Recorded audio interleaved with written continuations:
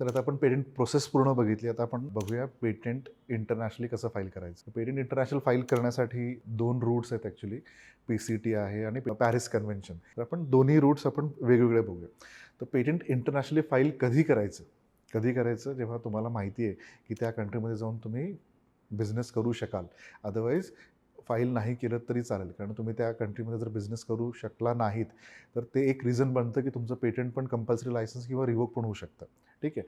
जर तुम्ही US choose केलं, USमध्ये जाऊन तुम्ही कोणाबरोबर जॉईंट व्हेंचर करू शकलात, त्यांच्याबरोबर जाऊन जॉईंट व्हेंचर केलं किंवा सेल्ससाठी कोणाशी कोलॅबोरेट केलं किंवा तुम्ही स्वतः जाऊन तिकडे सेल करू शकलात, तर त्या कंट्रीमध्येच फक्त पेटेंट फाईल करा. सो रँडमली असं चूज करू नका की बाबा मला जगभर प्रोटेक्शन हवं आहे. जगभर पेटेंट घेणं इम्पॉसिबलच आहे. कारण काय 192 कंट्रीज आहेत आणि एवढ्या सगळ्या कंट्रीमध्ये पेटेंट घ्यायला जर तुम्ही गेलात, तर करोडो रुपयाचा खर्च होईल. मला अजूनही एकही कंपनी माहीत नाही आहे किंवा माझ्या माहितीत नाही आहे, ज्यांनी त्यांचं पेटेंट ह्या सगळ्या कंट्रीजमध्ये घेतलं आहे. मॅक्सिमम फार्मास्युटिकल कंपनीज ज्या बघतोय मी, त्यांनी 30-35 कंट्रीजमध्ये पेटेंट फाईल केलेलं आहे. तर त्याप्रमाणे तुम्हीही डिसाईड करा कुठल्या कंट्रीमध्ये पेटेंट फाईल करायचं आहे. उगाच आपल्याला वाटतं म्हणून सगळ्याच कंट्रीमध्ये फाईल करणं चुकीचं राहील. बरोबर? तर आता आपल्याला जे 2 रूट्स आहेत, पेटंट कोऑपरेशन ट्रीटी आणि पॅरिस कन्व्हेन्शन, ह्या 2 रूट्स थ्रू आपण पेटंट फाईल करू शकतो. तो पहिल्यांदा मी सांगतो तुम्हाला पॅरिस कन्व्हेन्शन काय आहे. पॅरिस कन्व्हेन्शनमध्ये काय आहे, की आपण पॅरिस कन्व्हेन्शन साईन केलेलं आहे आणि जवळ-जवळ 175 कंट्रीज याला सिग्नेटरी आहेत. तर पॅरिस कन्व्हेन्शनचा एक ॲडव्हांटेज आणि डिसॲडव्हांटेज.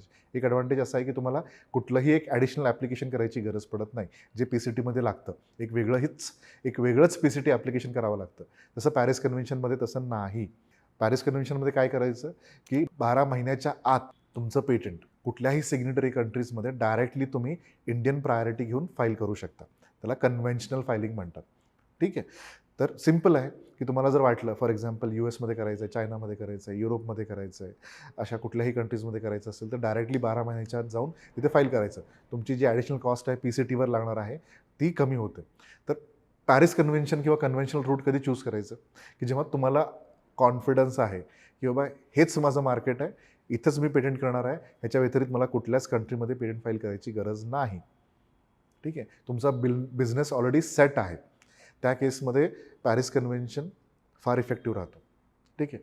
जर तुम्ही स्टार्टअप असाल किंवा इनिशियल फेजेसमध्ये तुम्ही एक्सप्लोर करत असाल हे पेटंट किंवा पहिल्यांदाच तुम्ही पेटंट फाईल केलेलं आहे आणि तुम्हाला इंटरनॅशनली जायचं आहे, त्या केसमध्ये पी-सी-टी थोडासा तुम्हाला ॲडव्हांटेज देतो. पी-सी-टी म्हणजे काय? पेटंट कोऑपरेशन ट्रीटीखाली आपण पेटंट फायलिंगचे ॲग्रीमेंट्स आपण केलेले आहेत. पी-सी-टीमध्ये पी-सी-टी ॲप्लिकेशन जे आपण फाईल करतो त्याला इंटरनॅशनल ॲप्लिकेशनसुद्धा म्हणतात. पण काही लोकं फ्लॉन्ट करतात, की मी इंटरनॅशनल ॲप्लिकेशन फाईल केलेलं आहे, म्हणजे माझं जगभर पेटंट आहे. बेसिकली अकॅडमिक्स जे असतात, अकॅडमिशियन जे असतात, त्यांना त्यांच्याकडून हे मोस्टली मी ऐकलेलं आहे. तर त्यांना फार एक फॅन्सी आयडिया आहे, की माझं इंटरनॅशनल ॲप्लिकेशन व्हायला पाहिजे. ते इंटरनॅशनल ॲप्लिकेशन म्हणजे इंटरनॅशनल पेटंट असं गृहीत धरतात. नाही. इंटरनॅशनल ॲप्लिकेशन म्हणजे काय? तुम्हाला फक्त आणि फक्त इंटरनॅशनल प्रायोरिटी मिळते पी-सी-टी थ्रू. म्हणजे फॉर एक्झाम्पल आपलं इंडियन ॲप्लिकेशन आहे, त्याची प्रायोरिटी घेतली. 12 महिन्याच्या आत आपण पी-सी-टी फाईल केलं. तर पी-सी-टी फाईल केल्यानंतर काय होतं, 153 कंट्रीज आहेत आजवर. 153 प्लस कंट्रीज असतील आजवर ज्या सिग्नेटरी आहेत पी-सी-टीला. तर ह्या कंट्रीजमध्ये प्रायोरिटी मिळते. आता प्रायोरिटी मिळते म्हणजे काय? ह्या कंट्रीजमध्ये जर कोणी सिमिलर ॲप्लिकेशन किंवा सेम ॲप्लिकेशन फाईल केलं, तर तुमच्या ॲप्लिकेशनची प्रायोरिटी जी असेल, पहिली असेल तर ती कन्सिडर केली जाते. त्यामुळे त्या कंट्रीमध्येही प्रायोरिटी मिळते. आलं लक्षात? दुसरा प्रॉब्लेम कसा आहे, प्रायोरिटीचं तुम्हाला थोडंसं ड्रिल डाऊन करतो मी थोडंसं. जर समजा तुम्ही इंडियामध्ये 2024 सप्टेंबरमध्ये एक ॲप्लिकेशन केलं, ठीक आहे. आणि तुम्ही कन्व्हेन्शनल रूट थ्रू US गेलात आणि 2025 ऑगस्टमध्ये तिथं ॲप्लिकेशन फाईल केलं. ठीक आहे. 11व्या महिन्यात तुम्ही तिथं ॲप्लिकेशन फाईल केलं. ना आता काय होतं, ह्या ज्या 11 महिने आहेत, ह्या 11 महिन्यामध्ये जर कोणी ॲप्लिकेशन US केलं असेल तुमच्या अगोदर, तर त्यांची पहिली प्रायोरिटी कन्सिडर केली जाते. ते जेव्हा तुम्ही कन्व्हेन्शनल फाईल केलेलं असतं ॲप्लिकेशन, तोपर्यंत ते पब्लिशही नसतं. बरोबर? आणि जर चुकून तुम्ही पब्लिकेशन अगोदर केलं, की बाबा नाही मला ग्लोबली पब्लिश करायचं आहे, जेणेकरून कोणी फाईल करणार नाही, तर प्रॉब्लेम होतो अजून एक. आता तुम्ही जर for example patent application September 2024ला फाईल केलं इंडियामध्ये. एका महिन्यात ते पब्लिश केलं. ऑक्टोबरमध्ये ते पब्लिश झालं. ओके. ऑक्टोबरमध्ये पब्लिश झालं, ग्लोबल पब्लिकेशन होतं, तुम्हाला माहिती आहे इंटरनेट कसं व्हायरल आहे, कुठलंही पेटेंट आपण बघू शकतो. नोव्हेंबरमध्ये कुठल्याही एका इन्व्हेंटरनी किंवा बिझनेसमननी तुमची आयडिया त्यांना चांगली वाटली आणि त्यांनी इम्प्लिमेंट केली, मॅन्युफॅक्चरिंग करायला सुरुवात केली तुमची आयडिया, ठीक आहे. आणि तुम्ही नंतर जाऊन पुढच्या वर्षी ऑगस्टमध्ये 2025ला जर हे ॲप्लिकेशन फाईल केलं तर तुमचं पेटेंट रिजेक्ट होऊ शकतं. का?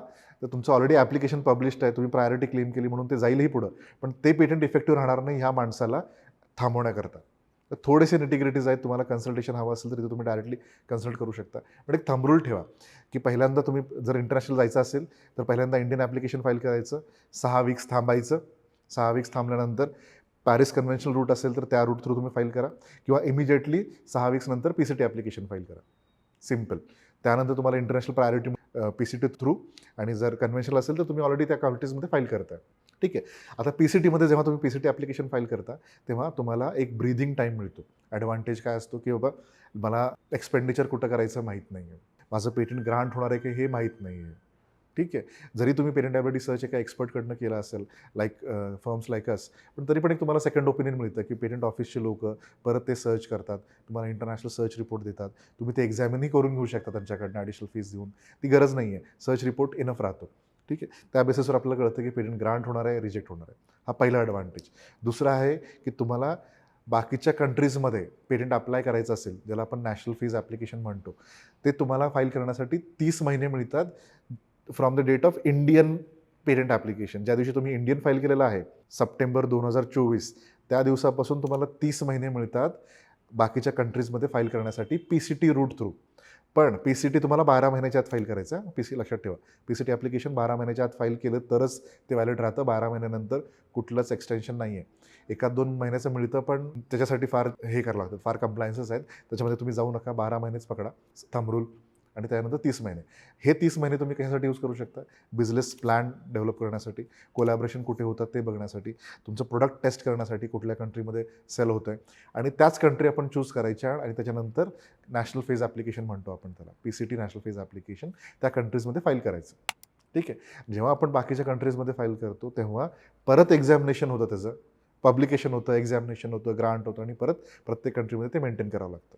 ठीक आहे. मेंटेनन्सची पण बरीच मोठी कॉस्ट आहे जेव्हा तुम्ही बाहेरच्या कंट्रीमध्ये फाईल करता. इंडियामध्ये जर 1 ते दीड लाख रुपये लागत असतील तर US मध्ये फायलिंगलाच 1 ते दीड लाख रुपये लागतात. ड्राफ्टिंगचा खर्च नसतो त्यामध्ये.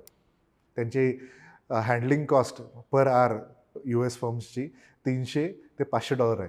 ठीक आहे. आणि सिमिलरली युरोप पण एक्सपेन्सिव्ह आहे, ऑस्ट्रेलिया एक्सपेन्सिव्ह आहे, सिंगापूर एक्सपेन्सिव्ह आहे. तर असे काही कंट्रीज आहेत ते बरेच एक्सपेन्सिव्ह आहेत. तर जेवढा तुम्ही खर्च इंडियामध्ये करता त्यापेक्षा चौपट खर्च तुम्हाला एक करावा लागेल पर कंट्रीमध्ये.